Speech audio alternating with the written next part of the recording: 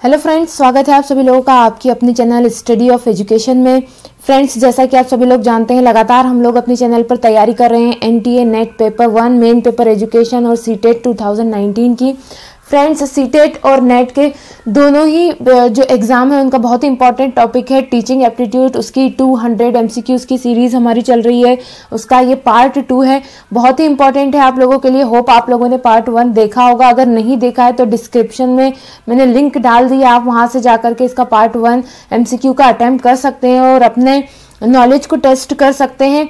Friends, अच्छी बात ये होने वाली है कि ये टेस्ट सीरीज़ हिंदी और इंग्लिश दोनों में ही साथ साथ चलने वाली है। तो होप आप लोगों को पसंद आए ये वीडियो। फ्रेंड्स, तो चलिए हम लोग विदाउट वेस्टिंग एनी टाइम जो है अपना वीडियो स्टार्ट करते हैं। फ्रेंड्स, रिक्वेस्ट कर दूं आप लोगों से, जैसे ही क्वेश्चन आप लोगों के सामने आता है तो आप प्लीज़ वीडियो को पॉज करके पहले खुद क्वेश्चन को अटेम्प्ट करने की कोशिश कीजिए और फिर बाद में मैं जब आंसर एक्सप्लेन कर रही हूँ तो आप उससे मैच कर सकते हैं। तो चलिए फ्रेंड्स, शुरुआत करते हैं। पहली बार अगर आप देख रहे हैं फ्रेंड्स वीडियो तो प्लीज़ सब्सक्राइब कर लीजिएगा चैनल को। और चलिए हम लोग शुरुआत करते हैं। देखिए, क्वेश्चन नंबर 1 है, which of the following is not a prescribed level of teaching. तो लेवल ऑफ टीचिंग्स के बारे में हम लोगों ने डिस्कस कर चुके हैं लेक्चर में। तो 3 लेवल होते हैं टीचिंग के। तो ये देखिए यहाँ आपको ऑप्शन दे रखे हैं। तो अगर आपने लेक्चर सुना हुआ है, आपको पता है, तो आप इजीली आइडेंटिफाई कर लेंगे कि शिक्षण का इसमें से जो 3 लेवल बताए गए हैं उनमें से कौन सा इसमें से नहीं है। तो आपको मालूम है मेमोरी लेवल होता है, रिफ्लेक्टिव लेवल होता है, अंडरस्टैंडिंग लेवल होता है। तो कौन सा नहीं है ये पूछा गया है, तो डिफरेंशिएशन वाला लेवल नहीं होता है टीचिंग का। तो ये सही आंसर इसका हो जाएगा। 3 लेवल मैंने आपको बताए थे, मेमोरी, रिफ्लेक्टिव और अंडरस्टैंडिंग। मेमोरी में सिर्फ याद करने वाला, अंडरस्टैंडिंग में जब समझ डेवलप हो जाती है, ऐसी टीचिंग जिसमें आपको कुछ समझ में आने लग जाता है। मेमोरी वाले में सिर्फ याद रखना है, मेमोराइज करना है। और रिफ्लेक्टिव वाले में जो है आप आपके थॉट्स को बताते हैं, तो वो होता है रिफ्लेक्टिव लेवल होता है। ठीक है, तो चलिए आगे बढ़ते हैं हम लोग नेक्स्ट क्वेश्चन की तरफ। Education is the manifestation of perfection already in man was stated by. तो ये एक स्टेटमेंट है कि एजुकेशन मैनिफेस्टेशन है perfection already in a man. मतलब कि एजुकेशन जैसी जो चीज़ है वो इंसान के अंदर खुद ही होती है, सिर्फ उसको जो है अभिव्यक्त करना बाकी होता है। तो ये स्टेटमेंट किसने दिया था? तो ये स्टेटमेंट फ्रेंड होप आप लोगों को पता होगा, बहुत ही फेमस स्टेटमेंट है ये दिया था महात्मा गांधी जी ने। तो ऑप्शन नंबर 1 जो है इसका सही आंसर हो जाएगा। चलिए आगे बढ़ते हैं हम लोग। वीडियो को पॉज करके आप खुद अटेम्प्ट करने की कोशिश ज़रूर कीजिएगा। Question number 3, now moral values can be effectively inculcated among the students when the teacher. ठीक है, तो अभी एक कमेंट मैंने पढ़ा था मॉरल वैल्यूज़ के ऊपर भी किसी ने पूछा है, तो हाँ जी बिल्कुल मैं उसको भी डिस्कस करूंगी, मॉरल वैल्यूज़ के ऊपर और वैल्यू एजुकेशन के ऊपर। ठीक है, तो मॉरल वैल्यूज़ को अगर बच्चे में इफेक्टिवली इनकलकेट करना है या मतलब कि उसके अंदर विकसित करना है, तो एक टीचर को क्या करना चाहिए? ठीक है, उससे फ्रिक्वेंटली टॉक अबाउट, तो उसका क्या करना चाहिए टीचर को? Frequently talks about the values. Teacher को क्या फ्रिक्वेंटली वैल्यूज के बारे में बात करते रहना चाहिए कि हाँ भाई क्लीनलीनेस की वैल्यू, टेलिंग ट्रुथ वाली वैल्यूज है ना, ऐसी सत्यता की बातें करना, ठीक है, साफ सफाई की बातें करना, ये सब अलग अलग वैल्यूज मॉरल्स होते हैं। तो इनके बारे में बात करना, या फिर tells story of great person, बड़े बड़े लोगों की, महान लोगों की कहानियां सुनानी चाहिए। हिमसेल्फ प्रैक्टिस देन, या फिर खुद ही जो है मॉरल वैल्यूज को अगर प्रैक्टिस करना चाहिए। या talk of gods and goddesses, तो देवी देवताओं के बारे में बात करें। इन चारों में से किन सिचुएशन में बच्चे में मॉरल वैल्यूज इनकलकेट होगी? तो सीधी सी बात है फ्रेंड्स, जो बच्चा देखता है वही वो सीखता है। तो अगर टीचर खुद प्रैक्टिस करेगा मॉरल वैल्यूज को, बच्चों के सामने सच बोलना है ना, इसका समय पे काम करना, ये सब चीज़ें अगर टीचर करता है तो फिर बच्चों में भी वैसी ही वैल्यूज डेवलप होती है। तो ये इसका 3rd ऑप्शन जो है सही आंसर हो जाएगा। Now question number 4, self regulation of learner refers to. अगर लर्नर का सेल्फ रेगुलेशन क्या रिफर करता है, क्या कहलाता है, इनमें से क्या होगा? Self regulation of learner, ability to monitor their own learning, खुद की लर्निंग को मॉनिटर करना, या सेल्फ डिसिप्लिन, खुद डिसिप्लिन में रहना और अपने आप को कंट्रोल करना।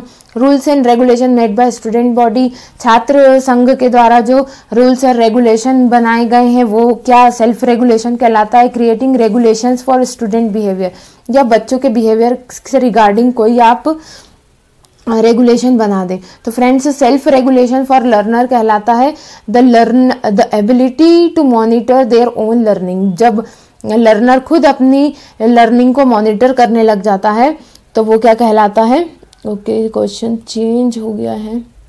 यस, तो जब लर्नर खुद अपनी लर्निंग को मॉनिटर करने लग जाता है तो यही क्या कहलाता है, सेल्फ रेगुलेशन कहलाता है। तो चलिए नेक्स्ट बढ़ते हैं क्वेश्चन नंबर 5 की तरफ। Critical pedagogy firmly believes that, एक बहुत ही उम्दा कॉन्सेप्ट है, बहुत ही बड़ा एक कॉन्सेप्ट है ना, क्रिटिकल पेडागोजी का। तो ये भी बहुत इंपॉर्टेंट एक टॉपिक है, हम लोग इसको भी डिस्कस करेंगे सीटेट के लिए भी, और हमारे पेपर 1 में भी कुछ पार्ट इसका जो है रिलेटेड है। तो क्रिटिकल पेडागोजी जो है ये किस तरीके से इसका विश्वास क्या है, मतलब क्रिटिकल पेडागोजी की मेन थीम क्या है, किस चीज़ों को क्रिटिकल पेडागोजी के अंतर्गत माना जाता है ना, क्या थिंकिंग क्या है क्रिटिकल पेडागोजी की, ये आपसे पूछा गया है।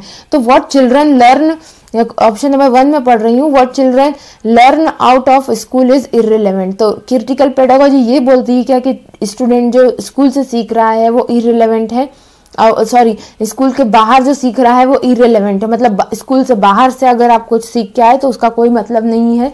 क्या ये क्रिटिकल पेडागोजी का मानना है? या दूसरा, experience and perception of learners are important, student का जो थिंकिंग है, उसकी धारणाएं हैं वो इम्पॉर्टेंट है, ये क्रिटिकल पेडागोजी मानता है। या the teacher should always led the classroom instruction, या हमेशा टीचर को क्लासरूम को लीड करते रहना चाहिए, या ऑल ऑफ द अबव। ये सभी चीज़ें क्रिटिकल पेडागोजी के अंतर्गत आती है। तो फ्रेंड्स, क्रिटिकल पेडागोजी में स्टूडेंट्स की थिंकिंग और उसके परसेप्शन को बहुत ज़्यादा इंपॉर्टेंट दिया जाता है, वही क्रिटिकल पेडागोजी कहलाती है। तो और भी इसके साथ और कुछ पॉइंट हैं तो वो हम डिस्कस करेंगे थ्योरी क्लासेस में। फिलहाल सही ऑप्शन है इसका option number 2, that is the experience and perception of learners are important. ठीक है, आगे बढ़ते हैं क्वेश्चन नंबर 6 की तरफ। इंक्लूसिव एजुकेशन, यस, बहुत ही इंपॉर्टेंट पॉइंट है इंक्लूसिव एजुकेशन, समावेशी शिक्षा। आज की तारीख में बहुत ज़्यादा ये चीज़ मानी जा रही है। तो क्या है एक्चुअली में इंक्लूसिव एजुकेशन, ये ही आपसे पूछा गया है बिल्कुल शॉर्ट में। Includes teacher from marginalised group, उपेक्षित समूह के जो टीचर होते हैं वो जब पढ़ाते हैं, है ना, मेन स्ट्रीम टीचरों के साथ, तो क्या वो इंक्लूसिव एजुकेशन कहलाता है। Encourages strict admission procedure, strict admission procedure को रखना क्या इंक्लूसिव एजुकेशन कहलाता है। या फिर celebrate diversity in the class, ये क्लास में अगर आपके भिन्न भिन्न लोग हैं, मतलब अलग विविधता वाले लोग हैं, तो वो विविधता वाले लोग हैं, डाइवर्सिटीज वाले लोग हैं, से मेरा मतलब है डिसएडवांटेज्ड ग्रुप के हैं, फिजिकली नीडेड हैं, है ना, मतलब कि डिसेबिलिटी है उसमें, हालांकि उनको स्पेशल नीड स्टूडेंट्स कहा जाता है, ऐसा नहीं कहा जाता, उन्हें डिसेबल्ड नहीं कहा जाता क्योंकि ये अच्छी टर्म नहीं मानी जाती। स्पेशली एबल्ड या फिर उनको कहा जाता है स्टूडेंट्स ऑफ स्पेशल नीड कहा जाता है। ठीक है, तो ऐसे स्टूडेंट हैं तो वो क्या ऐसी क्लास जिसमें नॉर्मल स्टूडेंट भी है ना, बिलो एवरेज स्टूडेंट भी है, एवरेज और अबव एवरेज स्टूडेंट्स भी है, ठीक है, स्पेशली नीड स्टूडेंट भी है, और डिसएडवांटेज्ड ग्रुप मतलब गरीब तबके के लोग भी जिस क्लास में हैं। तो ऐसी क्लासरूम में जो एजुकेशन दिया जाता है वो क्या कहलाता है, इंक्लूसिव एजुकेशन। तो celebrate diversity in the class, मतलब सभी तबके के सभी वर्ग के लोग उस जिस क्लास में प्रेजेंट हो वहाँ पर जो एजुकेशन दी जा रही है इंक्लूसिव एजुकेशन वो कहलाती है। नाउ चलिए आगे बढ़ते हैं फटाफट से हम लोग।